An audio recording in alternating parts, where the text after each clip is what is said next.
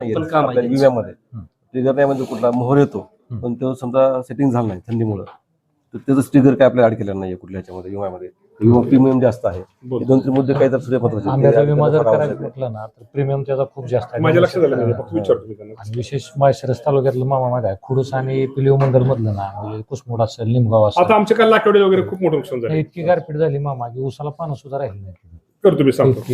इतकी प्रचंड हा व्हिडिओ वाचला त्याच्यामध्ये मोहर फुल आलेला आहे पण सेटिंग एक पण नाहीये एक फळ नाही 6 एकरची बाग आहे 6 झाड आहेत कोणाचे हे कवठे बंकाचं मगर निमगाव मध्ये पण असं अशाच सेम कंडिशन सेम कंडिशन मध्ये निमगाव इतका मोहर चांगला पण एक फळ नाही राहिलं कुठं काहीतरी ही नाही.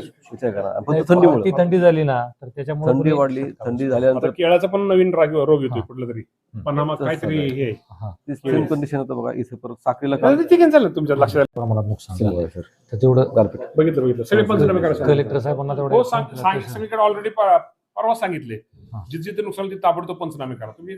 महाराष्ट्रासह सोलापूर जिल्हा आणि माळशिरस तालुक्यातील महत्त्वाच्या आणि ताज्या बातम्या पाहण्यासाठी भूमिपुत्र न्यूज चॅनलला यूट्यूबवर सबस्क्राईब करा आणि बेल आयकॉन प्रेस करा.